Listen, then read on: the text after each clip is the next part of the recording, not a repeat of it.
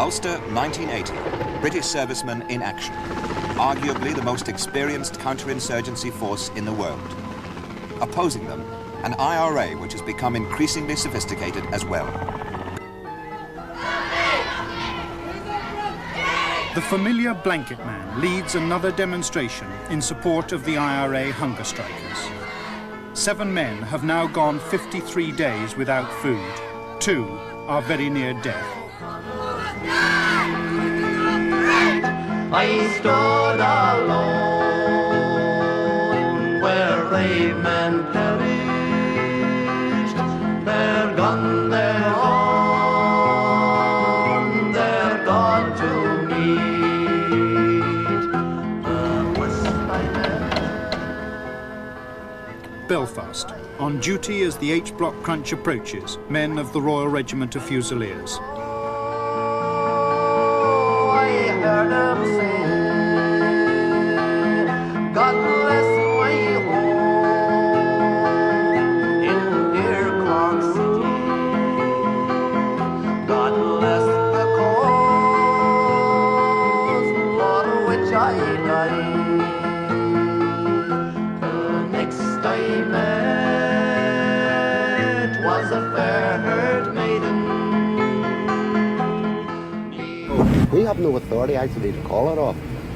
But we'd be asking our sons anyway, or telling our sons, you know, that all sorts of people are willing to help now. Our Heavenly Father, that in his footsteps. By age 25, John Nixon had experienced what most people would not in a lifetime. At 17, he had been shot and seriously injured by the British Army with the same bullet that took his comrade Jake McGarrigan's life. He was serving his second spell in prison and was the INLA prison OC when he and 6 other Irish Republicans undertook a hunger strike in 1980. This would last for 53 days and it very nearly cost him his life. Today marks 40 years since that historical event, and to mark this, Republic Media spoke with John Nixon. So, John, can you tell us a wee bit about what led up to the 1980 hunger strike? Well, obviously by that time, 4 years had gone by, and a lot of men were on the blanket. In fact, some of the men were, 4 years on the blanket. By that time I was 3 years on the blanket. Now when we started off at the time with Kane Nugent, you know, there was only a small number in one wing, but by 1980 there was almost 300 men on the blanket. Oh God. And there was no sense of an ending to the whole thing. And everything was, how long is this going to go on? How long can we endure? And quite a lot of men could not endure. And it didn't matter what rank they were within the Republican movement or anything at all, they just couldn't endure and they had to leave, because it was something that, you know, if you were going to say, for example, that I'm going to stay here on the basis of principle alone, well, that's well and fine, but you know, there's all factors, I mean, men's mental and physicality. Yeah. And there's just men who could not do it, no mentally, and there's just men who could not do it because they hadn't got the physical wherewithal, you know, to stand and do it.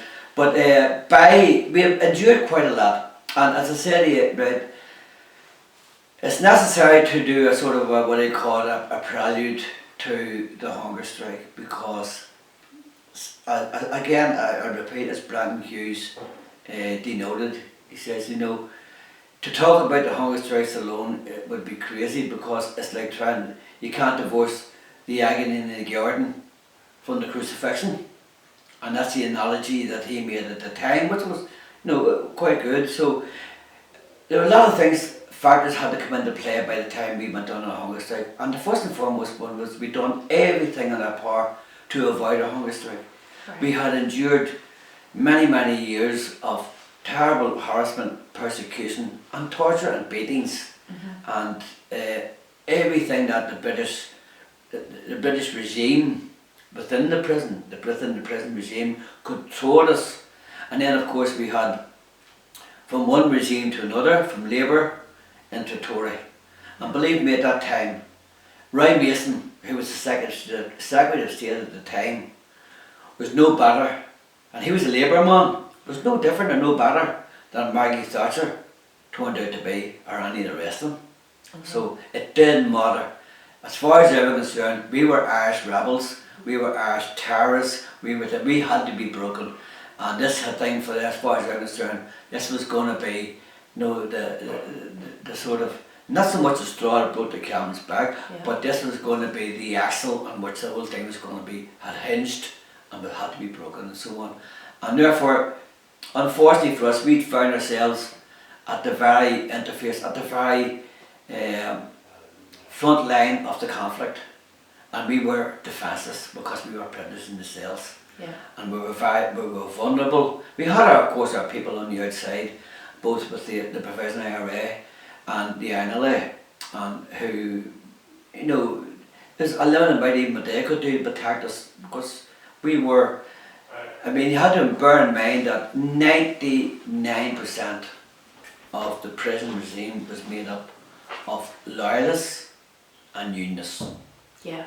And they were quite willing and able, in fact they didn't have to be told, to carry out the policies and strategies of whatever British government was in power. It didn't matter. And they were determined to break us. So we went through it quite a lot. I mean, we were losing remission for every day that we were on the blanket. We escalated from the blanket protest. We still refused to wear the prison uniform, and we still refused to conform to prison rules and regulations. We would not carry out any work, and we wouldn't be criminalised, and we would wear no convict's uniform as everything that is depicted in the song. And we had endured an unbelievable, an unparalleled amount of torture, both psychological and physical. And they were determined to break us because they had seen the prisoners who knew we were the most vulnerable, and therefore they determined that we were the weakest. And there's only so much any man can endure. But in the collective sense, it's a different thing, because you don't know where you're going in the broad collective sense with people. And even though more men were coming on the blanket, again there was, as I said, no sense of an ending to it. How people were saying, how long is this going to go on? And all the men, I mean, a lot of people had families outside, they had wives outside, children outside who were going through it too. There was this whole new, this other dimension of it, which is not really, you know, fully understood or comprehended of what all the people were going through on the outside. So it was a two-way system here and everything. And, you know, of course, the prison staff, the screws, were, many of them were made up of British squatties who were in there for the money and for to take revenge. And many of them were from loyalist backgrounds who hated and detested us. Now you can imagine, for example, when Nelson Mandela and all the rest of his people were in a white South African prison, what they went through. I mean, they were hung, and hung out to dry too in many ways, and beaten. So after 3 years, we done everything to avoid the hunger strike. It's all well documented, and it's all there in witness form in every way. We see it on films now. Here's 66 days, Some Mother's Son, all big films know about this. Can you imagine if we had been told at that time that this was all going to happen in the future, after the hunger strike, that these would all become the source of films? But more importantly, we could never have envisaged at that time that 10 men were going to lose their lives and other men would be affected mentally and physically for the rest of their lives. Including myself, you know, because I went through an awful lot of trauma at the time, because I was commanding officer at that time of the INLA, and therefore was the focus of attention. And particularly after Uri Neve was assassinated by the INLA, right? So, but that's another story in itself, you know what I mean? So, again, we endured unbelievable, and it was unparalleled in Republican, in the history of jail struggle, So at that Republican point. jail struggle. Yeah. Never had it ever been gone through, and it was crucial. It was crucial. So men hung on. By October 1980, men had just completed 4 years on the blanket. That was unbelievable. Yeah. And I had just completed at 25 years of age, Wow. my third year, as a young one. And I had known nothing. I'd been in since I was 18. I had been shot and very seriously injured. And still bore the wounds and still bore the psychological trauma of having been shot along with my mate who died beside me. You know, and all this here. So again, you were saying, oh my God, how much can I endure? You know, but again, it is that indomitable spirit, human spirit, that is always there, that you can reach down, even at the worst and darkest of times, and you can reach down into yourself, and then you can reach down into yourselves collectively. Yeah. Because that camaraderie, that camaraderie Yeah. was there. And you know, I know there was two different organisations, like the professionals, who had quite a lot of men, you know, and we were fairly small numbers, but we were pushing well above our weight in terms of numbers. You understand? Very well above our weight. And that was reflected in the hunger strike when 3 men belonging to the NLA died on the hunger strike. You know what I mean? For such a small group. Yeah. There's 3 men from the INLA died in the 3 men from the 1981. NLA, but other men from the NLA were also on hunger strike and nearly died. And Liam McCluskey was one of them who had been severely beaten to the extent that he was hospitalised. I mean, he had to be nearly dead before you particularly the wings, you know, beaten, and there was a lot of old people. But the NLA at that time, of course, were very formative in activities outside relating to the jail. And in fact, the British government recognised this here in that they determined to carry out the assassination of Miriam Daly. They were more determined to carry out the assassination of Ronnie Bunting. They tried to kill Sean Flynn, as far as I remember, and they killed Noah Little and so on. And these are all people, James Daly and all, who was James Daly, all proactive in the Relative Action Committee, which was formed by the RSP, who were at the very heart of all that there, and other people who were involved, like Bernadette Devlin. And you know, you had other people who were not attached to any particular movement, but a lot of these people had been of socialist origin and had been with, believe it or not, the RSP. Yeah. And then later, of course, the Provisional IRA, the Sinn Féin people come on board when they seen that the foundations were being laid and being built upon and so on, and they seen no opportunities for political progress and so on. So all this was happening outside, but inside it was where the intensity of all the suffering. And you know, Brandon Hughes was the commanding officer, the overall commanding officer, even though I was commanding officer of the NLA and had been commanding officer of the NLA both in the Crumlin Road jail and then came over and took over things. And not because I was any better, but only because I had experience. Yeah. You understand? I wasn't smarter than anybody else, but I said, no, there's next, he's been in before. And I found myself in a situation, oh my God. But anyway, I rose, I took it on because I didn't see it. I had some experience. Yeah. That was it. And it come June 1979, and things changed. I can't remember when Maggie Thatcher was elected, but I do know when, in that same year, Erin Neve was assassinated by the NLA, executed. Yeah. And the fear was that if he had got in, that he would have went further than his former SOS, Secretary of State, Ryan Mason. Brian Mason proclaimed to the world that he would squeeze us, and the Progressives, and all the Republicans, but he would squeeze us like a tube of toothpaste. And that's what he said.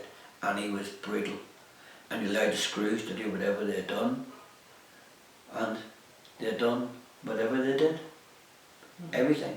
And some of them played the ultimate price. And some of them, no, not all Screws are bad Screws. There were some Screws in there who didn't want to be part of it. But those who were bad, the bad apples, were bringing about a situation where they were in the front line of targets. And unfortunately, we didn't get all the, what do you call it, malefactors, all those who were ultimately responsible. But thankfully, we did get some of them. And there's no apology for that there. There's no apology whatsoever, and never will be. Yeah. No apologetics in any source. In fact, let's be honest. When a Screw was executed, and I use that term Intentionally. intentionally, it was because it was either involved in a lot of beatings, a lot of brutality, torture, psychological and whatever. Yeah. And other times it was simply because they were part of the regime and therefore they were targets. In the same way as you can't say, well, that British soldier is not a bad lad, he's from a working class area in Birmingham, God help him. He's still shoot you Yeah. if he's commanding officer police. But we're not blaming the British soldier who's come from a working class area in Birmingham, but we do blame his political masters and his military masters. And this is what happened. So the situation reached a crisis point where we says, no, there's only so much that the human spirit and the human body can endure. And it became the talk of the hunger strike. Now, the talk of a hunger strike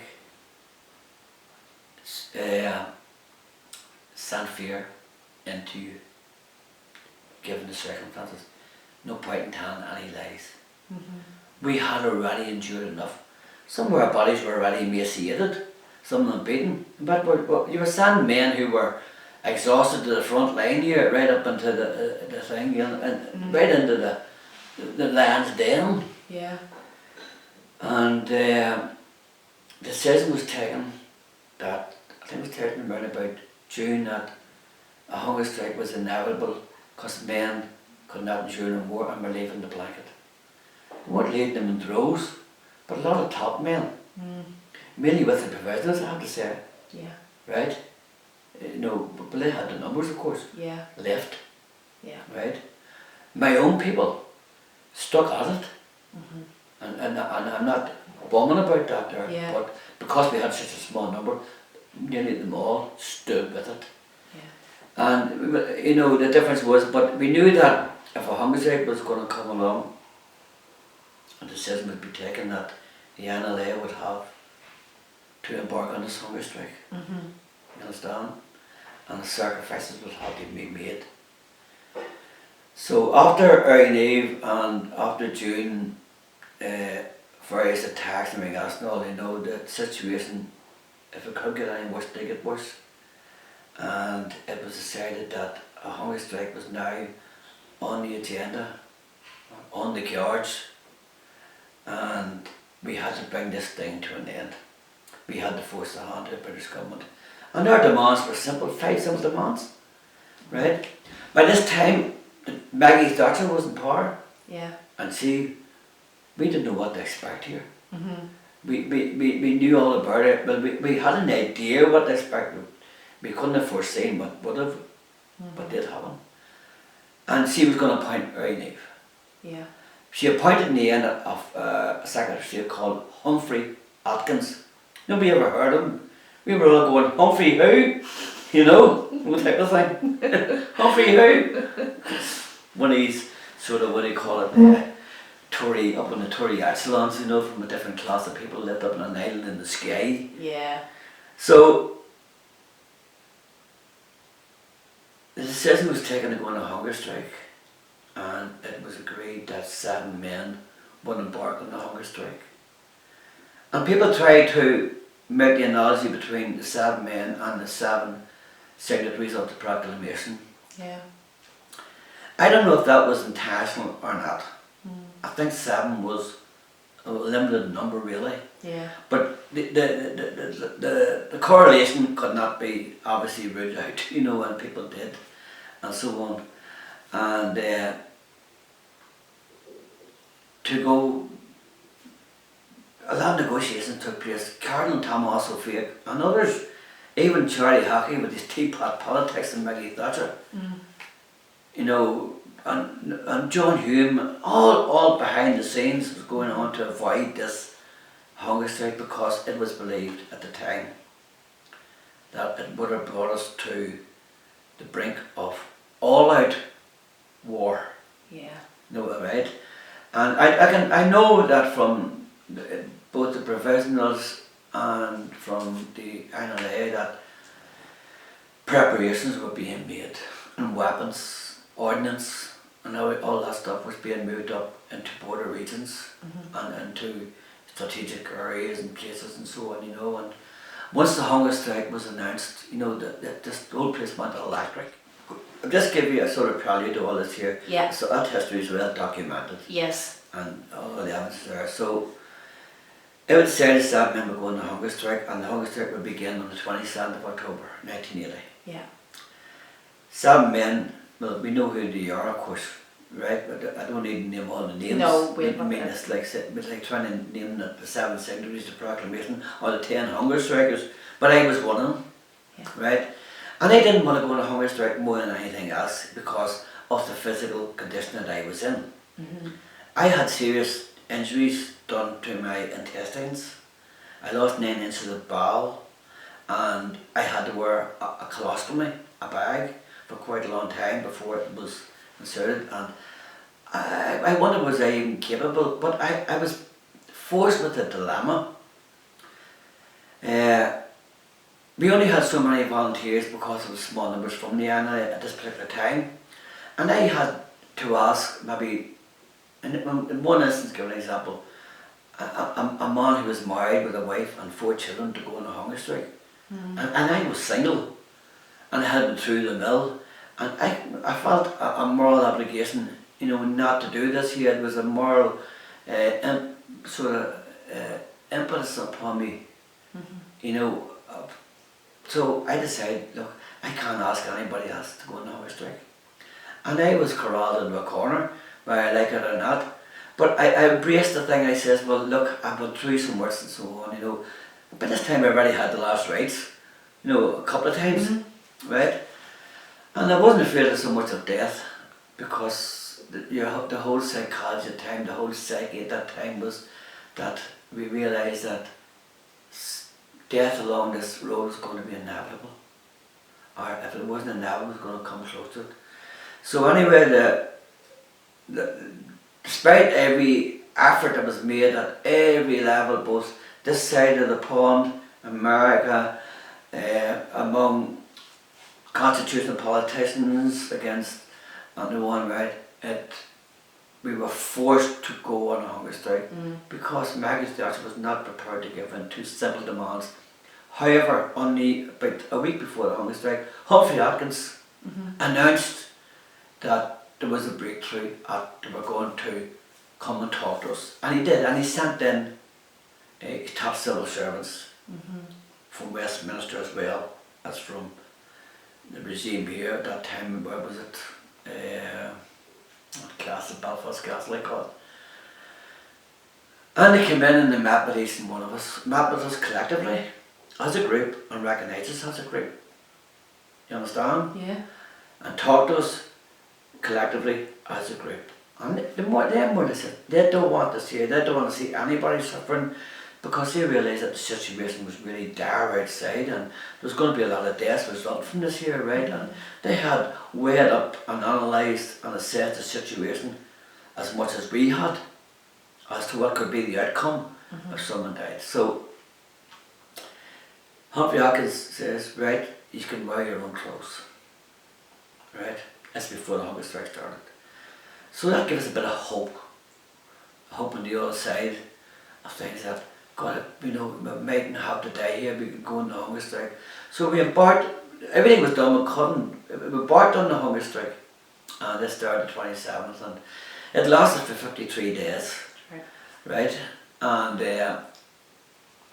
the weakest person, or the weakest link, another thing, a phrase, a common phrase to use, was Sean McKenna. Sean McKenna was only, before he began the hunger strike, and he was in the cell with me for years, right, was, I'd say, he wouldn't have been 9.5 stone, right? And the physicality of all this is very important. Yeah. So, the hunger strike began, and the momentum outside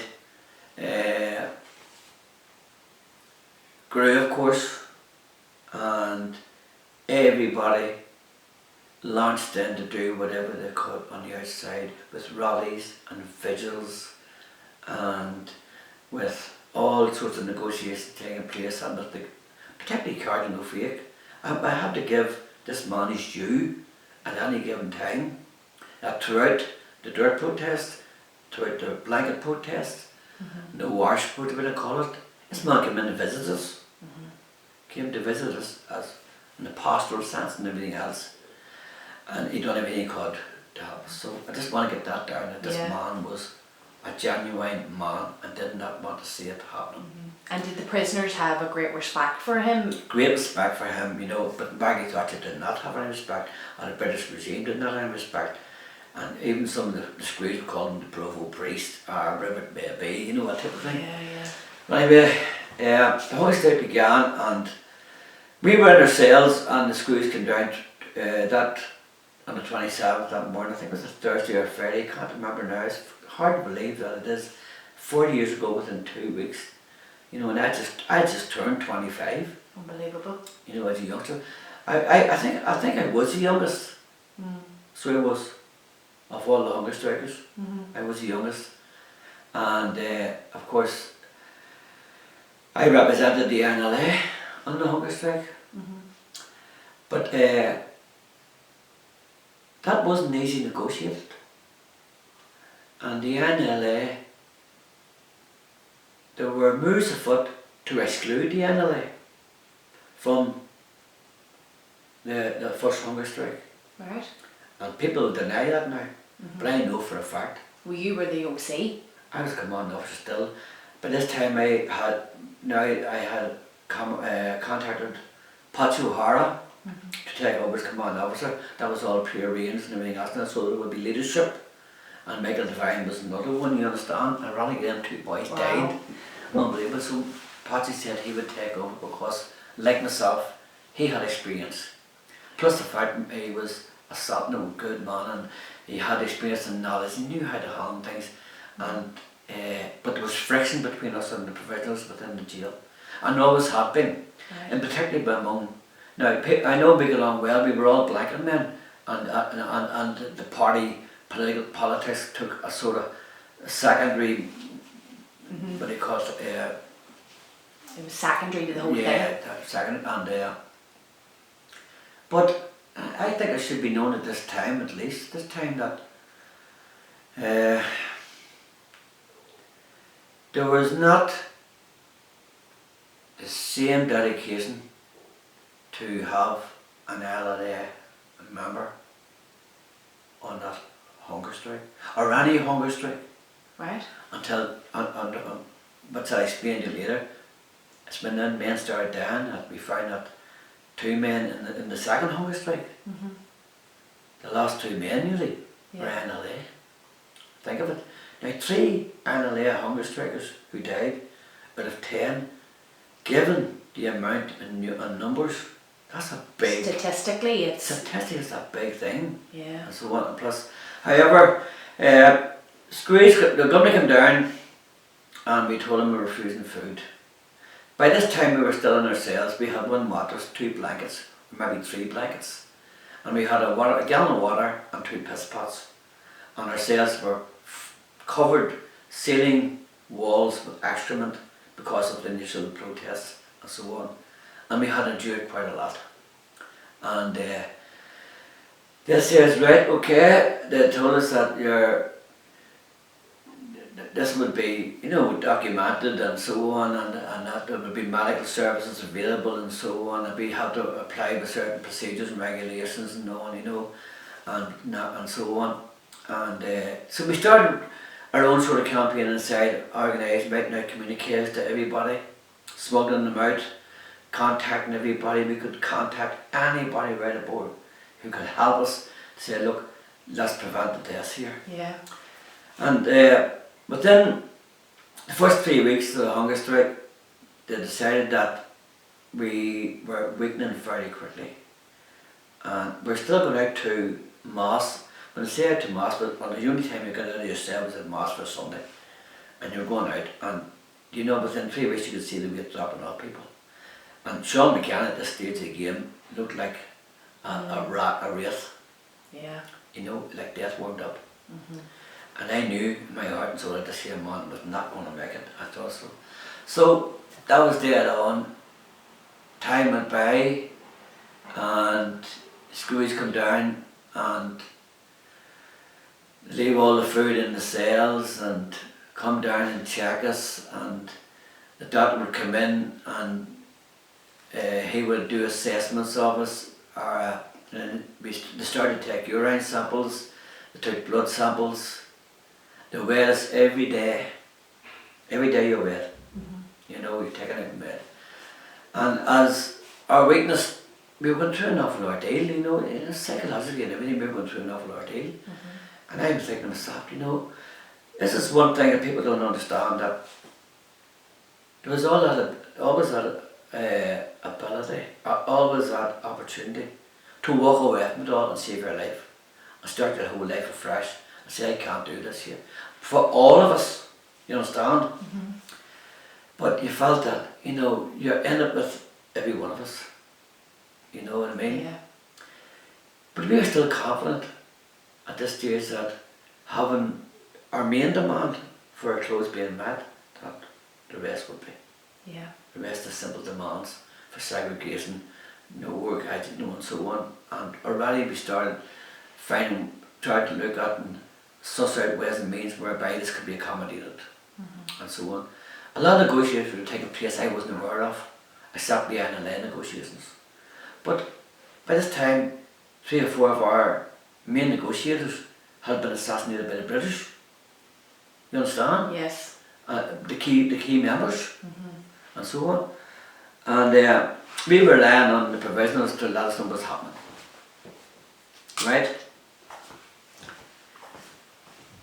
4 weeks passed and we were told that we were moving to the prison hospital. They were taking us down there. And that didn't happen. In fact, what they did was they made a makeshift wing. Because we were still in protest. Right? So just to reiterate, John, you were on a hunger strike simultaneously on the no wash Yes. and blanket. Yeah. Oh, why, yes. Dire. For almost 3 months, or 3 weeks, 4 weeks. And then when they would assess a situation, you were going to get, for example, they gave us salt and water. Okay? And it takes as much, and you have to drink as much water as possible. Because you were really, you know, this was, if you know what, you were dead within weeks. Yeah. You know, you wouldn't have lost it. And we needed to prolong this thing to give ourselves a chance. We needed to survive to give us, to give us an opportunity. So anyway, they said, you're moving us all to H3, which was fine, which meant that we had to end our protest, but we didn't wear any prison uniform or nothing like that there. We went down with a blanket and all on us and all, you know what I mean. That took us down to H3, all of us in the back of a van, different vans, you know, for different wings, Yeah. different blocks. And we're all put into H3, I think it was A wing and H3, which was converted into a hospital wing, which eventually allowed, for example, our families to come in. We weren't fit to go out on visits, and we were allowed by then. We were told if we, you know, we couldn't put a shed on the wall. We hadn't got any shed, you know, to put on the wall, but we could do a lot of pissing. You understand? So it was agreed that they would give us whatever facilities they could afford, could give us, you know, to what do you call it, make things as easy as possible for everybody. Yeah. But to get us out of the blocks, where it was very emotional, was in the blocks, us meeting up with the men who were seeing us at Mass in different blocks, and there was an emotive factor involved there. But they didn't want to take that out, you know, because they didn't want trouble, you know. I mean, you could have kidnapped a screw and cut his throat. Yeah. You understand what I'm saying? You could, I'm not saying that would have happened, but that's when anything could have happened. That was at the one time. atmosphere. That was the atmosphere. So time went by anyway, and the doctor at that time, Dr. Ross, who was, you know, anyway, he's a prison doctor, but he was a man who was concerned. He was a medic. He was a medic. He was a concerned doctor, and done everything he could to help, you know, anything in his power. And he brought in, you know, as well a psychiatrist to visit us. Yeah, because I mean, this is the psychological thing. We never heard this before. This is all a modern day thing. And we were allowed books, right? And by this time, you know, your body was going down because the doctor came in and explained the process. And the process was simple. It's a physiological process whereby, you know, the body, in order to survive, begins to eat itself, right? And the body, by a process of selection, probably not nature, it will eat first of all the fat, all the fatty tissue. It falls off you first, you know, and it'll eat away all that there as much as possible and so on. And so you start to go down, you know, in weight and all. I mean, and every day you're still being brought out, and you know, you're allowed to wash at this time, keep yourself clean. You could shave your beard off, you know, and we've done all these things and trying to make things as easy as possible for us. But it didn't matter, we're still dying every day. And Sean McCann was at the very forefront, and Tommy McKearney was next, and I can't remember whether it was Leo Green or me. You know, so you can see a sort of what they call a packing order of survival taking place here. You know, so who's going to go first. But it didn't matter, if one went, everybody went. And no matter how long it took, no matter what it was, 1 day, 5 days after it, like for example, we know that Lawrence McKeown lasted 72 days, where Bobby Sands lasted 66 days, but Martin Harrison lasted only 46 days. And this process of selection meant that once the fat, the body was eating, the fatty tissues, then the body chose the nutrients in the muscles and then attacked the muscles. You know, and this is ongoing on every day. You're still drinking as much salt as possible, salt water as possible, to keep the blood in and going, you know, moving about. But you were still lucid in your mind, and you were thinking, you know, everything, you know, what am I going to do, you know, and what's happening? Is there any news? Are we making any progress? Is what's happening outside? We're getting reports in every day, and there were comforting reports of what was happening, and we knew in actuality that there's thousands and thousands of people out on the streets, that there was the whole thing was electrified and people were galvanised, and a lot of work was going on their behalf and so on, but we couldn't do nothing. What was the psychological torture was away because we were in a different environment away from the screws, but they came down and tortured us anyway. They came from other blocks and down and kept us awake at night because sleep was very vital and important to us. It was the only solace we had, the only break we had from our everyday. However, you know, once the nutrients in went, then what happens is, you know, this is a process that's ongoing. I can tell you this in 10 minutes, but this is a process of days and days and weeks and into months. Is that, again, the body, which I think was, or I think what we're told was a process of natural selection, then focuses on the vital organs, right? So if you have vital organs which are weak, Like you did. which could be brain, it could be your heart, your kidneys, your liver, then these are going to be targeted. And Martin Harrison was the brain, right, and so on. But most people it was the heart or the liver, and so on, you know, right? And you had this build up all the time of poisons in your stomach, green bile, and you're throwing it up, and your whole bowels had shrunk like just red down, and your whole honest and shrunk, and so on. You know what I mean? Like, and you were going through this, but we were meeting every day. We're allowed to meet every day. That was one of the conditions that we went down to the hospital with. And again, time moved on, and you could see that people were getting weaker and others, and so on. And it was nothing to do because of anything. I mean, for example, Tom McFeely or even the Bratton Hughes, if they had a weak brain or weak, they would have went before anybody. There was nothing there. It was random. Yeah. It was random life and it was random death. You understand? And that's the way it was. So we got visits from our families, which was very comforting. It was very important, you know, from my mum and father. My mum and father didn't want me to go on hunger strike, right? But my mum got behind me, but my father was a different man because he wasn't a Republican man and never was a Republican in the sense, and most of these people were from were Protestants, and he worked with them all his life since he was 14 years of age, and so on, you know, and he would come down, you know, they're still shooting you, you aren't man, John, and this to Maggie Thatcher, she is a wicked woman, you know, a simplistic layman notion, you know, that type of thing. Apolitical, simple things, and what's going to happen, and everybody's concerned for you, and your granny's asking about you, and you know, and your auntie's asking about you, and Uncle Joe wants to know, are you okay, can you do anything, do you need any clothes? It was, you know, on all that there, and I'm going to be okay. And you don't say to your mum and father, I'm going to die, but it's not right. So you're going to, you say, don't worry, it's going to be okay. A lot of things, you want to comfort them. Yes. And by comforting them, you got to comfort yourself. Correct. You understand? Yeah. And so on. But my mum sort of was different. She was a different cat of fish altogether. You know, she was a bit of the fiending, poured down fiending, you know, and she hated them, and she hated them, and she hated them more than anything else. Yeah. And just to make that point, your father come from a Protestant background? No, but our family does on that side, right? And we have both sides of the family, you know what I mean? And the Marlows were married in the Protestant poured down. In fact, my aunt Frances was married to a top Orangeman, and she torn. But it's just proven again that socialist tradition, that non-sectarian socialist tradition. This was actually about British occupation. This isn't about No, but not about sectarian. You could never accuse us of being sectarian, especially my father in every way. Yeah. You know what I mean? My father had so many different people from the Unionist background, friends to him. When my father died, the leader of the DUP in Armagh, Dougie Hutchison, came to his funeral and his wake. So let's just put that in context. Yeah.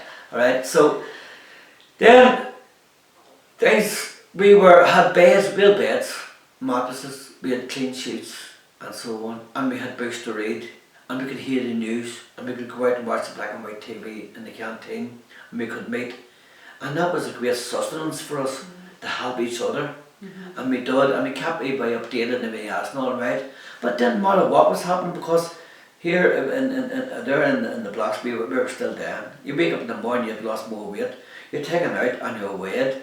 You know, and whatever blood was left in you, you know, you still had to give out right until you reached a certain point of 2 months, about 40 days, and then it says, right, this is going to go on, we had to move you to the real prison hospital, and we knew then that you're crossing the threshold. Yeah. Then.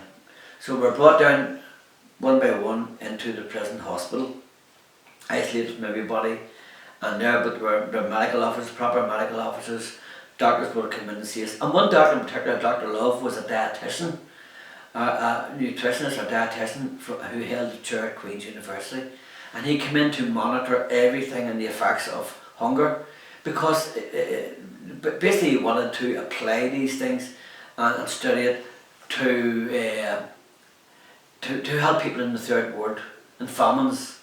And so some good came out of all this here. Yeah. And Dr. Lake was killed in an accident. It was a horse accident, but he came in and all these records and all these charts were kept and all the rest of it. And no, but men were going down, and by this time we were in wheelchairs. We couldn't really walk, but those who couldn't walk with like a walking stick or so on, or else we had to get into wheelchairs and be wheeled into. We were now in association with each other. We had to go in to keep each other up to date. No, it was vital, so it was vital. Yeah. People coming in to see us. We all started making our will, but that gave us access to solicitors who could come in you know, and bring in whatever news was, or bring out whatever news was. Yeah. Communication was of vital importance. It was utmost importance. And everybody started making it, well, I'll leave you my lighter, I'll leave you my, no, my, whatever I have in my photographs went down, and you had nothing to leave, but unless you had a farm outside, you know, you had to leave to your sons, or, you know, but people like myself in working class families, Yeah.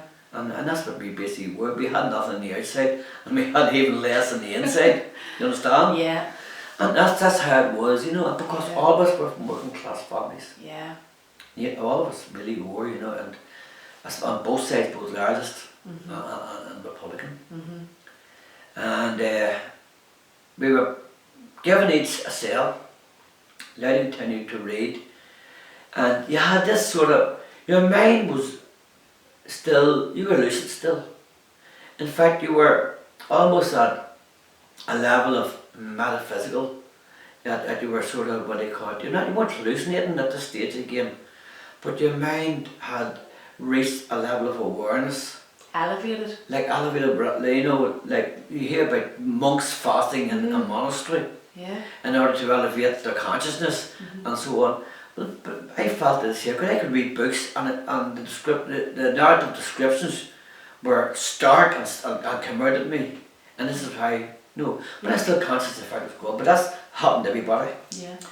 Again, time moved on and the crisis started parting to rise, and it looked like Sean McKenna was going to die. So we knew that if one died, well, it was Sean McKenna, and before that everybody died. And we were so close, and negotiations were taking place at the time. And we didn't know about I didn't know about behind the scenes negotiation that constituted politicians like John Hume, the Cardinal, even down in the south and so on, you know, with the politicians and all sorts of different things. We're trying to get this here. And the British were also, didn't want this crisis situation, but they were prepared to ride that storm. Yeah. And Maggie Thatcher in particular took a vested interest, you know.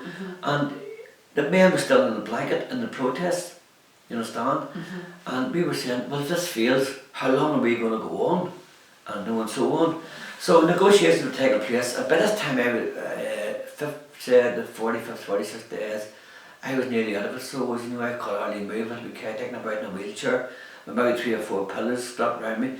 And every night they were coming in and they were putting grease and sort of like ointment on our bone, on our joints, our elbows, on our backs, and you know, to prevent bed sores.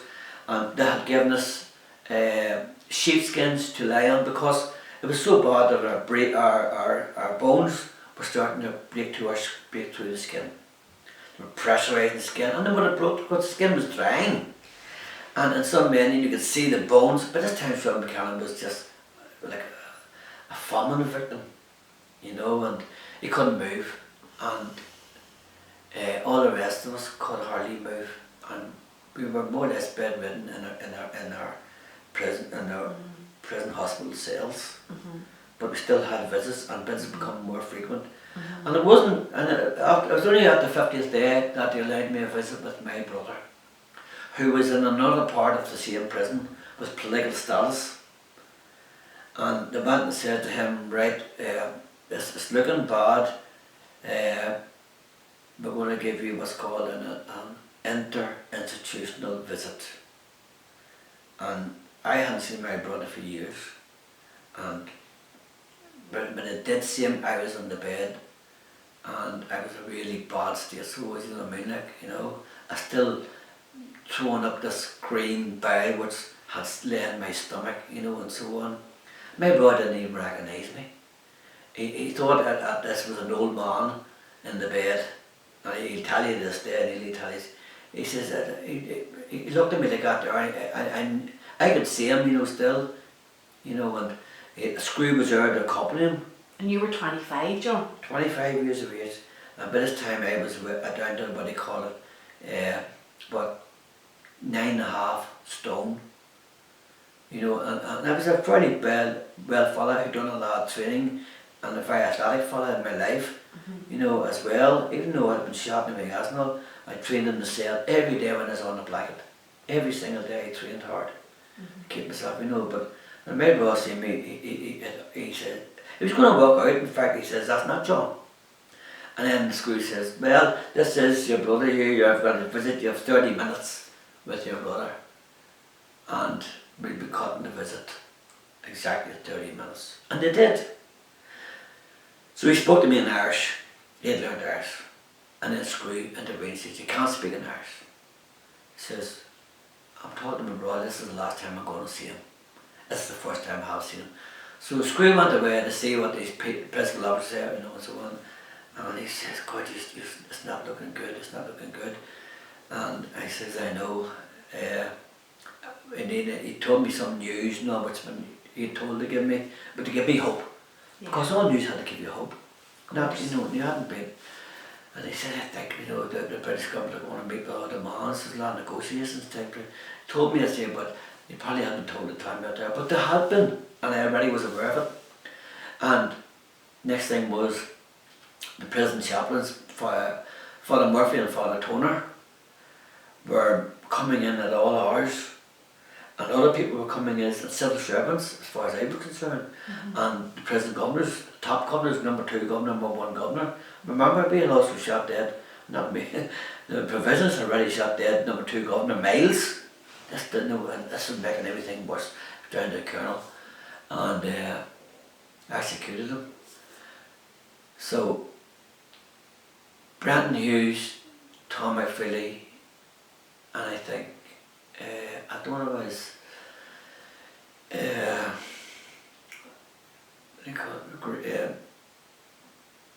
no, it was Green,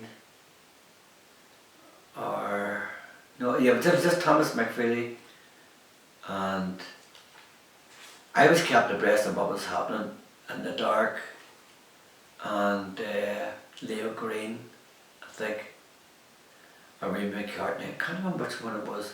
I think it was Ray McCartney. Yeah, they're the only ones who were left who were able to negotiate. And they've been to and fro between people from Westminster.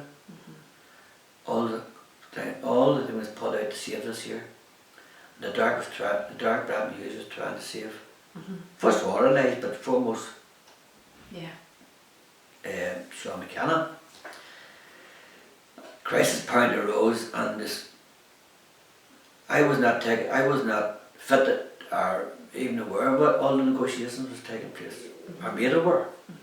It didn't matter at this point. It didn't matter, and we knew then there was a document produced. And it was a 29-page document or 27-page document, I can't remember what it was, or something like that, a 39-page document, right? And this here document, we were told, provided the framework for negotiation, provided the framework for a resolution. We already had our own clothes. We could work around segregation because we knew the Loyalists didn't want to integrate with us in any way, and vice versa. And we knew that we could deal with that matter. And subsequently we did deal with that matter when it did occur. And that the only thing was recognition. We could deal with that or different things. And then next thing was, that was Tuesday, the 16th of December, right? 2 days before the hunger strike ended, which was on a Thursday. Right. And we'd reached total crisis point, and we knew that no matter what the outcome was going to be, the Thatcher regime and all our cohorts were going to allow us to die and face the consequences outside and inside. And we had to remember it was still about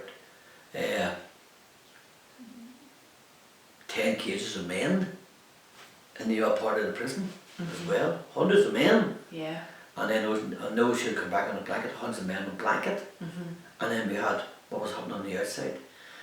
So Brenton Hughes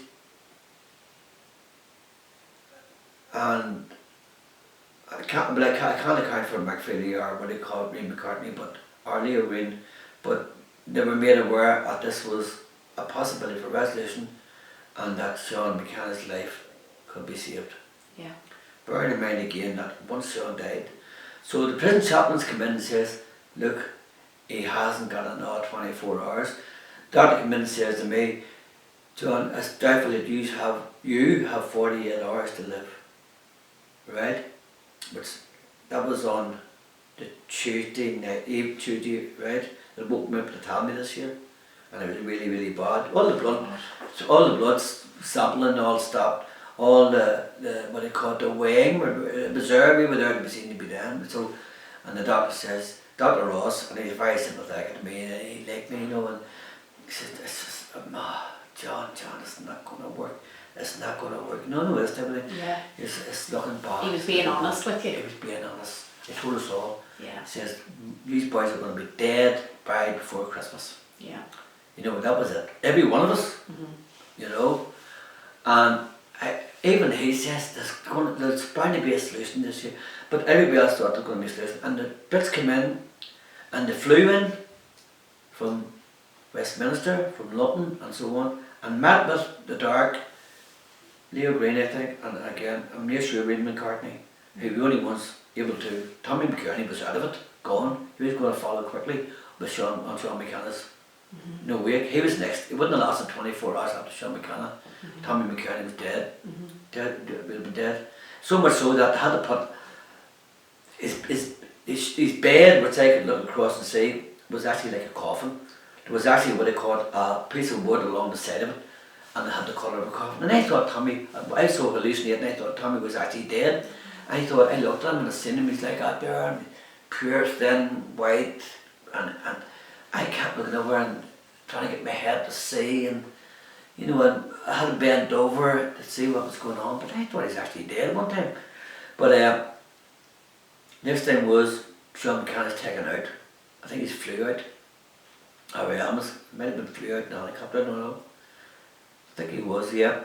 And he was taken to Musgrave Park Military Bay, right, where all emergency services had been on standby in the event of a breakthrough through negotiations. You understand? That's how important this was. Yeah. We're all on the brink of civil war here. You know, and everything was hinging on what was happening with Sean McKenna. And the Dark, the Dark is he was a great leader, and I give him that there, and a man who, but he was also a humanitarian. No, and he says, you know, there's a chance of saving this man's life. We have here negotiations, but we're given their own clothes. The British have indicated clearly that they're willing to work with us if we end the hunger strike. You know, we can continue on with on the protest if you want to, you can do it. And they indicated, look, we can work this out. Here is a 39 or 29 page document. I can't remember, it didn't really matter, but here was a framework whereby everything could be worked out, and the Dark accepted the word of this here, right? And the chaplains come in, and I coerced, not coerced them, but encouraged them, said, try and save this man's life, die, you're all dead. Yes. You know, and so on. So the Dark decided that there was enough, more than enough there, to end the hunger strike, get on with the negotiations. We already had our own clothes. We didn't have to wear prison uniforms or anything like that there. Other things were negotiated and settled in the 11th hours, and so on. And on the Wednesday, the doctor came in and said, John, if there's no solution here, you're not going to sit. You're going home this weekend. You're going home in the box. You know that there was it.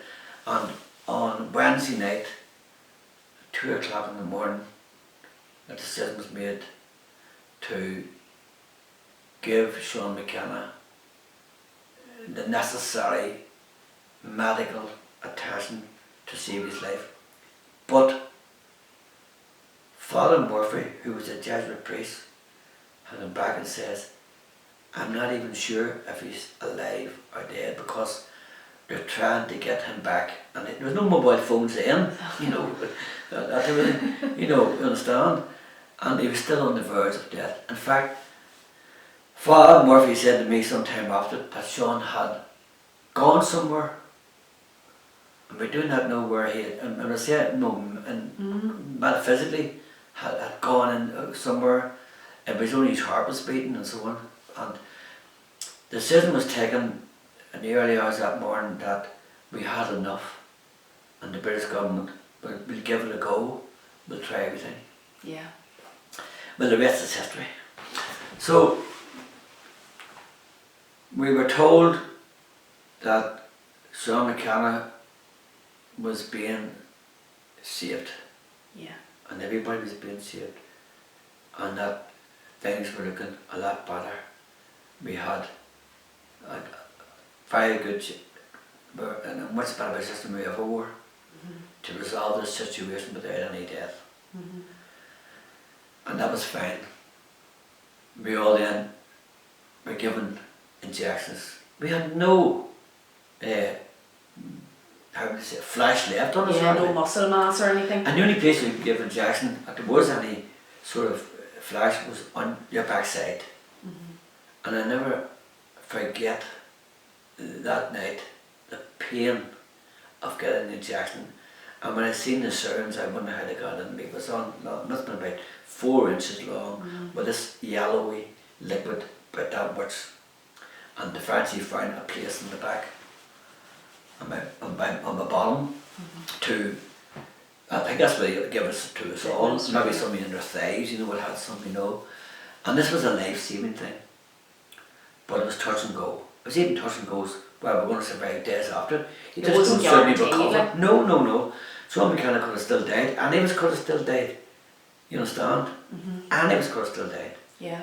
And it was give or take whether this medication was going to work or not. And they brought in this testing notes, Dr. Love and all, and trying to find out ways and means to revive us, to get us back and so on. But the damage was done, a massive amount of damage was done and so on. But then we eventually recovered, and they got all the different medications and give us, I had to see psychiatrists and everything because we had been geared for death. Yeah. Our whole being had been geared towards death, you understand? And we had to come back from all that there. And so, but I remember they gave us baby food, you know, and they gave us scrambled eggs. A couple of days after they gave us injections and all, you know, and they said, eat this here, and it's soluble, you know, and they gave us liquids, which meant that for the first time your bowels were starting to work, right? All of us. First time your bowels starting to work. I know that might have finished on something that is really, no, it's not laughable, but you have to smile. You can see the funny side and you have to everything. see the side thing.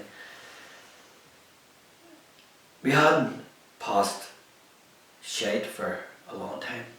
Yeah. And the first shite was going to be painful, and the doctor told us that to her. Yeah. He said, this is going to be very painful going through this. But that was an understatement, because you felt like going, you needed to go, you wanted to go, and your stomach was starting to swell, and your thing had to negotiate its way down through your bowels, your organs, and so on. And I remember for hours upon hours, and maybe 2 days, I had to go down on my hands and knees, right, on the side of my bed, like this. This is no joke, Michael said, like this here. And all I had on me was my pyjamas, and behind me was a pot. Oh God. And I had to hold on to the bed like that there, right? Oh God. For hours and hours and hours, and the pain was, it was just as bad as being shot. Really? It was that painful. You know, it's that really different was blood was being shot. And and you could feel this thing making its way down and stretching your bowel, and the pain was stretching your bowel and makes its way down your motion. And eventually I went and got some stuff out, and it was a massive relief. And something told me that after that there I knew I was going to live, you know, Yeah. give me hope. And I remember Dr. Ross came in and he says, I see signs, and they are positive signs. He's looking at me asking it.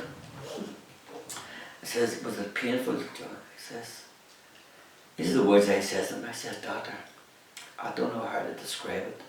I was at this time fucking pain, tears in my eyes, going trying to get this thing, you know, in terrible pain. He said, well, what was it like? I says, Doctor, it was like shouting, spiked golf balls. But he took a fill laughing, and he says, that is a brilliant description, Yeah. John. And you can't describe it any other way. And he told the dietitian, Dr. Lovett, this year, and he laughed. And he knew that life was coming back indeed. Yeah, lightheartedness and Lightheartedness, he knew was coming back. So, I mean, that was our hunger strike ended. After, say, about 4 or 5 weeks, when we semi-recovered it, right, we were brought back to the cells. The boys were still employed. In the meantime, the Screws had done everything to backtrack. The British government had backtracked. They said this, that we didn't say that, and they said, oh well, we're not too sure about this. But it was the prison regime which were determined more than anything to make this not work. rather Because than they were afraid, rather than the British government and everything else, no, they're afraid that we had to get out. Well, what were they going to do? What we had done to them, and so on. And you had to remember, these were just simple people who hated and detested you. They were might as well be, no, you can imagine the White Screws again in the South African prison, who hated Mandela and his people. So that what happened, it all fell through. yeah. The prison regime was responsible for making it fall through, making it fail. We had done everything, we were back again in protest. We all could have walked away. I could have walked away from it all. I said I had enough. I had the last rites during that whole thing. Farm Wire came in and gave me my last rites. No, as well. But everyone had received the last rites on the 40th day, 46th Yeah. day. And I think it was Farm Wire had already given me the last rites, but the prison chaplain was the main man. And I got the last rites again. I said, Jesus Christ, this is the third time I've had the last rites in my life. It's fucking frightening at 25 years of age. Oh God, John. For a person in that. So, right, look, I've told you everything I could in the best way that I can. Yeah. And, you know, hopefully you'll follow through and you can see what had happened and the crisis that was. And then the crisis led from one crisis point to another. The whole thing led from one crisis point to another. Yeah. And then next thing was, the rumours were going round, there's going to have to be another hunger strike, there's going to be another hunger strike. And we were shattered. Yeah. Psychologically, we were shattered. And the fact would let everybody down, the fact this, that and the other. More so Brendan Hughes than anything. You understand? And just But one. Brendan Hughes had not let anybody down. No. He was a good man. Yeah. You know? And I just done what I could for a young fella from a working class area who found himself, wasn't even from a Republican family. Remember that? To sum it all up for me on a personal level, it was an experience, you know, that I didn't need in my life, I didn't want in my life, but I had to go through it, I had to face up to what it was. Yeah. I done the best I could. Yeah. I don't even come from a Republican family. My only politics was what I learned on the streets and earlier through the Republican clubs, the official Republican clubs, and later through the Irish Republican Socialist Party. Yeah. And within the jail I became politicised and so on, you know. Yeah. And none of us expected this to happen. None of us ever thought we would have to carry the burden or the weight of everything. And I was 25 years of age and I had little experience in life because out of that 25 years of age I had spent at that time 6 or 7 years in jail from I was 18 with only a break of about 6 to 8 months. Jesus. And I had no experience. So I was I was prepared to give my life and I was prepared to lose my life. And I hadn't even lived. I had nothing. And I come from a family which were relatively poor. 12 of us living in a 3-bedroom house. You know, and there was many a time there wasn't, I have to say it, there was times there wasn't enough lot to eat in the house. I come from an extended family and we all chucked in and helped each other out. Like a lot of And families in them Like days. a lot of families. But that was the only socialism I ever knew. Yeah. And John, now, do you have any lasting effects from that hunger strike Oh, that you directly correlated with? I have been diagnosed clinically with PTSD from the result of all the trauma that I Yeah. suffered from the troubles. Yeah. and was prepared. And the beatings, I got horrible beat. I mean, I forgot to tell you, I got one terrible beating after Erin Neve had been executed by the NLA. Because I was commanding officer of the NLA at the time. And obviously they focused on me. And I was set up and taken down and set up for a charge and brought to the boards. And all I had on the boards, in the punishment block, that's the boards, the punishment block, on that freezing January, I remember so well, was 2 blankets, a pair of gutties, as we call them, size 10, 2 about me. And I was beat to a pulp by 3 screws. And I remember their names to this day. And one was called Bob Nicol, Robert Nicol, from South Derry. He's dead now, hopefully. And I have no misgivings about anything that happened. And the other was called Armstrong. And he beat me mercifully, right? So much so my blood was all over the cell. And he actually had the audacity after the beat me to come down with a bucket and a mop and told me to wipe up the blood from the walls and what they call it, the boards was That's the boards were just a psychotic. board, psychotic, and I wouldn't do it. And I got slapped again, but I was moved to the cell and they sent in the shade orderly and he cleaned up all the blood and so on was put back in the cell. And there I lay in that there cell in the punishment block for almost another 3 weeks, which was against the what they call it, the Human Rights Convention in The Hague. So when you ask me, you know, what did I come out of it all, you know, well I can tell you how, but I came out of it, a much better person. Right? Yeah. Because I knew that if I had come out of it all, I mean, I'm talking about today. Yeah. I mean, I went through it all and it wasn't always good for me. No. It wasn't always good for people who loved me or cared for me. I suffered and I went haywire and I went off on a tangent and I done crazy things and I done stupid things and so on. And it's only has passed, I would say, 10 years, maybe more, maybe less, that I've actually realised that, I'd say more, about 15 years, that the only way to defeat this is to try to be a better person. And I did, and I resolved myself that this would not defeat me. Yeah. This would not destroy me as a person. This would not destroy John Nixon for what it nearly did. There's no point in telling any lies, nearly did. Yeah. But I gathered up what I had and I think myself, I'm confident now in saying that I defeated it all in the end. Yeah. Both inside the jail and outside the jail. I'll Yeah. finish on that. Perfect. Alright, Brilliant, John. there you go.